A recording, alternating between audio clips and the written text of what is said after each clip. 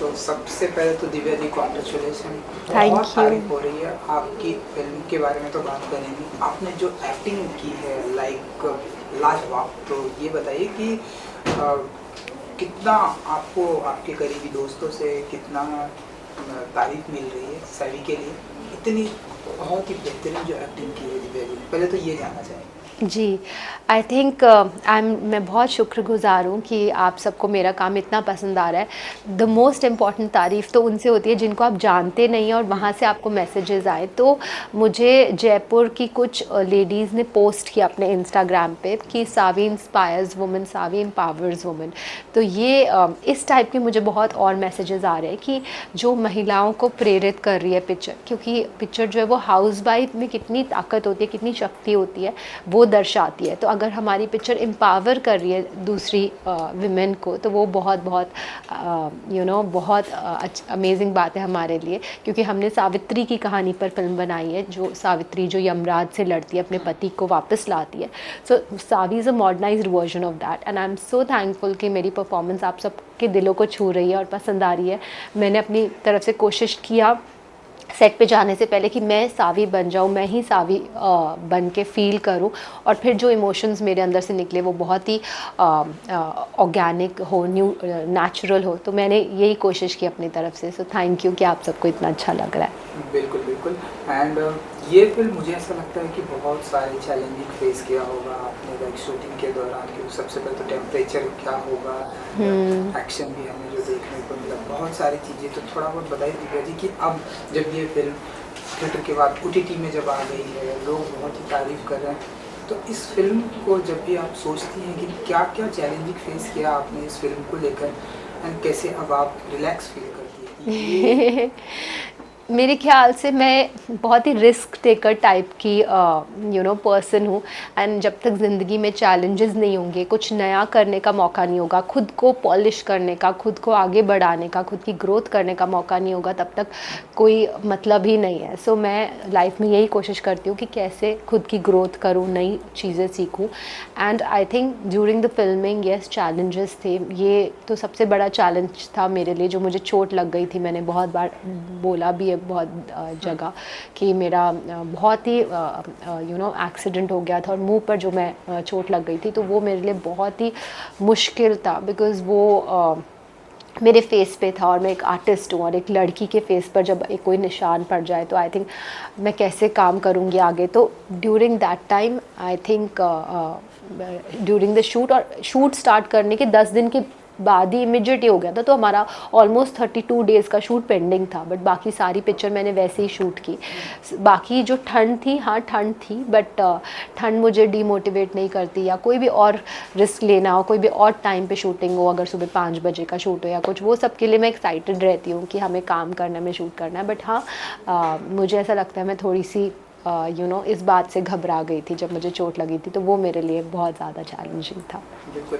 And अब हमने देखा कि फिल्म नेटफ्लिक्स पर भी आ गई है, और मैं आज ही पढ़ रहा था और मुझे भी बहुत सारे लोगों ने बताया कि ये 15 कंट्रीज़ में जी जो है ट्रेंड करे, इंडिया में नंबर जी 1 पर है। तो ये और एक उपलब्धि मिली है जी, दिव्या जी के लिए। एक्चुअली ये 15 देशों में नंबर 1 पे ट्रेंड कर रही है, और 15 के अलावा तो बहुत सारे देशों में ट्रेंड कर रही है, बट 15 कंट्रीज़ जिसमें India, Mauritius, Maldives, Sri Lanka, UAE, Pakistan, Bangladesh, Oman, Bahrain, Kuwait, Saudi Arabia, Singapore, Malaysia, ये सभी देश मौजूद है। और भी अगर मैंने सॉरी कुछ मिस किया हो नहीं तो नहीं, सब याद है आपको। इन सब कंट्रीज़ में नंबर 1 पे ट्रेंड कर रही है। तो इसलिए मैं बहुत बहुत शुक्रगुज़ार हूँ, क्योंकि आप मतलब आप सोचते नहीं ऐसा कि सिंगापुर, जो कि हिंदी स्पीकिंग देश भी नहीं है, सिंगापुर, मलेशिया, यहाँ जाकर कैसे नंबर 1 पे ट्रेंड कर रही है। तो इससे आपको रियलाइज़ होता है कि ऑडियंस जो है वो इवन सबटाइटल्स के साथ पिक्चर देख रही है, तो लोगों को इमोशनल कनेक्ट बैठ रहा है पिक्चर से। तो हमने एक edge of the seat thriller बनाई, कि कैसे एक हाउसवाइफ जेल ब्रेक अटेम्प्ट करती है, बट उसके साथ साथ हमने जो इमोशनल क्वेश्चन रखा है पिक्चर का, वो बहुत ही इंडियन रखा है। जैसे कि मैंने बताया सावित्री की कहानी पर आधारित है, तो वो एक इंडियन रूट्स की कहानी है।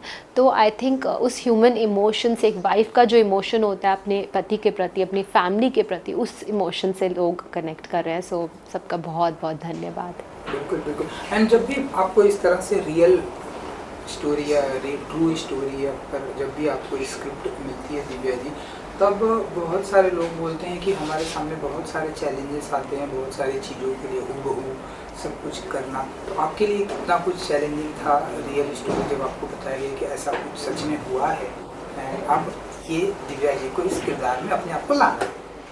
मेरे लिए सबसे इम्पॉर्टेंट यही होता है चैलेंज कि कैसे उस किरदार में दिव्या ना दिखे, मेरा कोई पहला किया हुआ किरदार ना दिखे। अगर आप देखेंगे तो ये मैं कॉन्शियस भी डिसीजन करी मैंने अपने करियर में कि इससे पहले मेरी पिक्चर यारियाँ 2 आई थी, जिसमें मैं एक क्यूट बबली सी किरदार कर रही थी, लाडली, और ये किरदार सावी का बिल्कुल ही उससे अलग था। तो आई थिंक वो सबसे बड़ा चैलेंज है कि सावी में आपको कहीं दिव्या ना दिखे, कहीं लाडली ना दिखे, कहीं मेरा दूसरा कोई काम ना दिखे, वो सावी लगे स्क्रीन पर।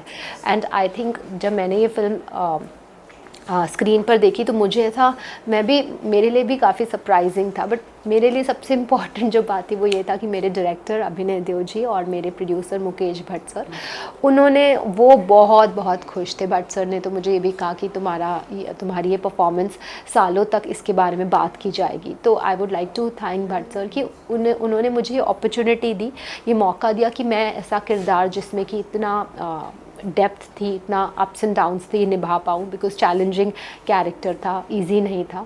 सो इससे पहले आई थिंक मैंने ऐसा कोई किरदार इतना ऑर्थोबैक्ट जो प्रोटैगनिस्ट का कैरेक्टर हो, क्योंकि पूरी पिक्चर मेरे शोल्डर्स पर थी, वो निभाया नहीं था।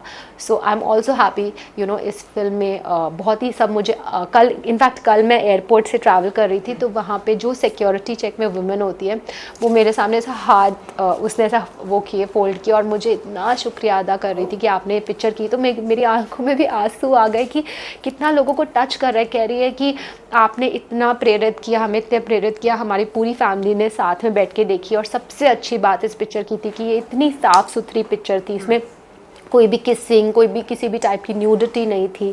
तो आई एम सो हैप्पी कि जब महिलाएं जो आपको जानती नहीं है, अलग अलग वर्गों से आकर लोग आपको बोलते हैं कि आपकी पिक्चर ने हमें प्रेरणा दी और उसमें इतनी साफ़ सुथरी इंडियन फिल्म थी। तो आई वुड लाइक टू से आई एम हैप्पी कि इस फिल्म में ऐसा कुछ भी नहीं है कि कोई ऐसा बड़ा, इस बात का मैं प्राउड फील करती हूँ कि इस पिक्चर में हमने कोई कंट्रोवर्सी नहीं की।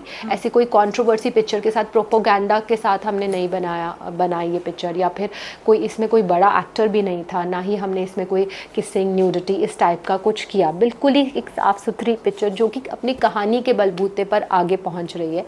सो आई एम थैंकफुल, और ये श्रेय जो है बिल्कुल ऑडियंस को ही जाता है जो पिक्चर को इतना पसंद कर रहे हैं और बढ़ावा दे रहे हैं।